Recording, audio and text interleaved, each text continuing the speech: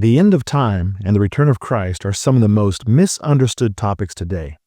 Every time there's a war or natural disaster or some big political event, people run to preachers and news headlines asking, "Is this a signal for the return of Christ?" I know I might get some pushback for this, but what if instead of asking the news, we ask Jesus? Well, that's exactly what we're going to do in this video. And I've learned that it's all about the pronouns. And no, I'm not talking about the nouns that get paid. Pronouns, get it? Never mind. If you misunderstand these pronouns, you'll misunderstand Matthew 24 entirely. And when we get to the middle of this chapter, you'll see a shift that almost everyone misses, and it completely changes the timeline.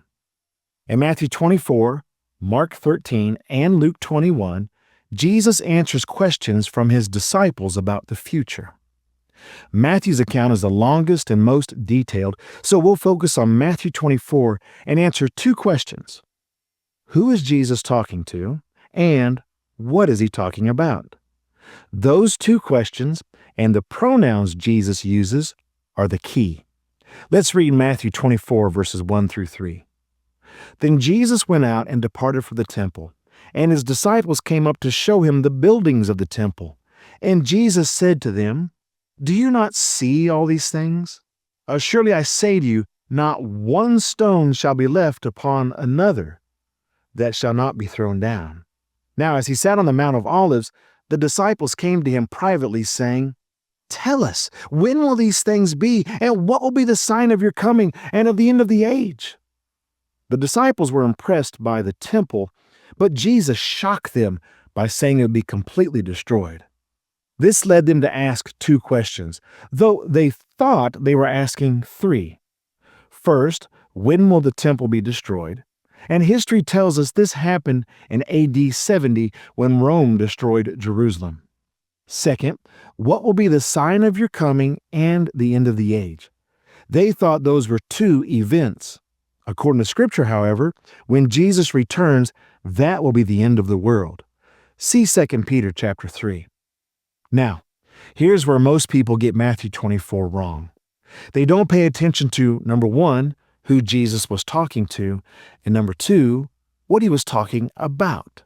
And if you miss that, you'll end up connecting news headlines to prophecies that were fulfilled nearly 2,000 years ago. Verse 4 says, "And Jesus answered and said to them." Who's them? Well, his disciples. When he says "you" in the following verses, he's still talking to his disciples, not us directly. We're the secondary audience, reading it long after it happened. So when Jesus said, "Take heed that no one deceives you, you will hear of wars, they will deliver you up to tribulation, you will be hated by all nations," he was speaking to the disciples about things that would happen in their lifetime. We shouldn't be surprised to learn that Jesus knew what he was talking about. The events of verses 4 through 29 describe the destruction of Jerusalem in AD 70. He continued, "Therefore, when you," still speaking to the disciples, "see the abomination of desolation, spoken of by Daniel the prophet, standing in the holy place," whoever reads, let him understand, "then let those who are in Judea flee to the mountains. Let him who's on the rooftop not go down to take anything out of his house. And let him who is in the field not go back to get his clothes. But woe to those who are pregnant and those who are nursing babies in those days. And pray that your," the disciples, "flight may not be in winter or on the Sabbath. For then there will be great tribulation such as has not been since the beginning of the world until this time. No, nor ever shall be. And unless those days were shortened, no flesh shall be saved. But for the elect's sake, those days will be shortened." Verses 15 through 22. When the Romans attacked Jerusalem, they arrived with no advanced warning. Jesus therefore told his disciples that when the army arrived, they should run away immediately. He told them not to be delayed by going back into their houses. Also, they were to pray that the destruction didn't begin at a time that would make running away difficult, such as in the winter or on the Sabbath.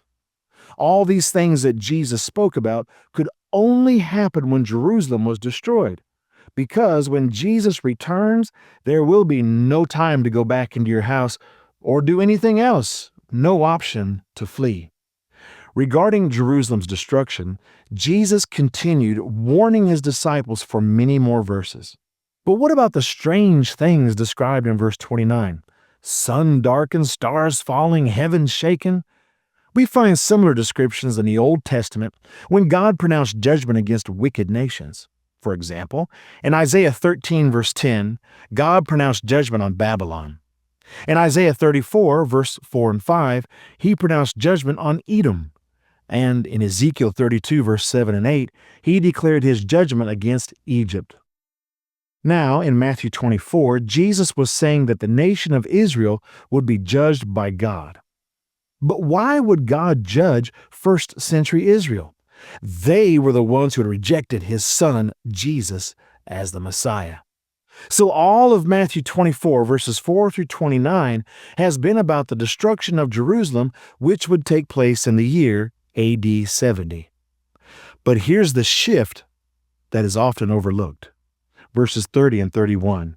Jesus switched from you to they. Then the sign of the Son of Man will appear in heaven, and then all the tribes of the earth will mourn, and they will see the Son of Man coming on the clouds of heaven with power and great glory. This is his second coming, not the destruction of Jerusalem. We know that because the pronouns change, and because this gathering of the elect will happen at the end of the world. Jesus said on another occasion, "As the tares are gathered and burned in the fire, so it will be at the end of this age. The Son of Man will send out his angels, and they will gather out of his kingdom all things that offend and those who practice lawlessness, and will cast them into the furnace of fire. There will be wailing and gnashing of teeth. Then the righteous will shine forth as the sun in the kingdom of their Father. He who has ears to hear, let him hear." Matthew 13, verses 40 through 43. Next, in Matthew 24, in verses 32 to 35, Jesus shifts back to you again, returning to Jerusalem's destruction, saying, "This generation will by no means pass away till all these things take place." That generation, about 40 years, did indeed witness Jerusalem's fall in AD 70. Finally, verse 36 marks the final shift in this discourse.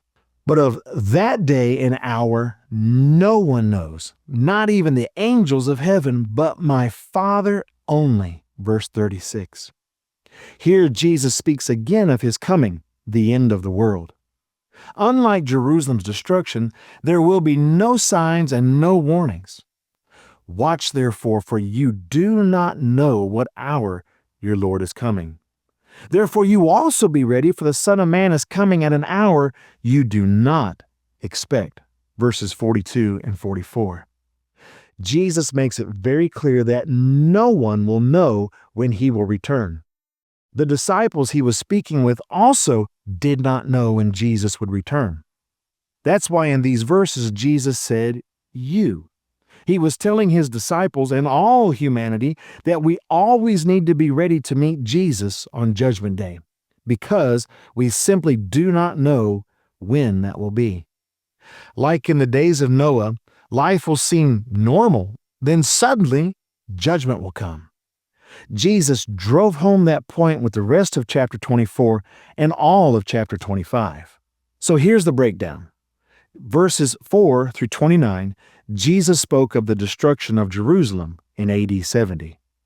Verses 30 through 31, Jesus spoke of his second coming. Verses 32 through 35, Jesus again warned of the destruction of Jerusalem. And then verse 36 to the end of chapter 25, again Jesus focused on his second coming. Well, why the back and forth? Well, it's how we talk naturally. We go from now to later, back to now, then later again. Let me give you an example. Right now, I'm recording this video with my friend Lance. Afterward, I have a doctor's appointment. But first, I have to wrap up this lesson before I go. Then I'll get in my car and drive a couple hours to see my doctor. Did you hear what I did? I spoke about now, then what I do afterwards. Then I spoke about now again, and then I spoke about what I do afterwards again. We do this often, and we do not consider it strange. Why then would we think it strange if Jesus did the same thing? Personally, I don't find it strange at all. Jesus was making 2 points. His disciples needed to be ready for Jerusalem's destruction in their lifetime, and he gave them specific signs to watch for. The second point was that all of us need to be ready for his return at any moment. Remember, watch the pronouns, because they reveal to whom Jesus was speaking. Because Jesus got everything right about the destruction of Jerusalem, don't you think we should take him seriously when he warns that he and his judgment are coming at an hour we cannot expect? The only safe time to get ready is right now. To help prepare, keep studying with one of the videos linked on the screen and in the description below, including this one where Lance goes into much more detail about Matthew 24. May God bless you as you continue to study his word.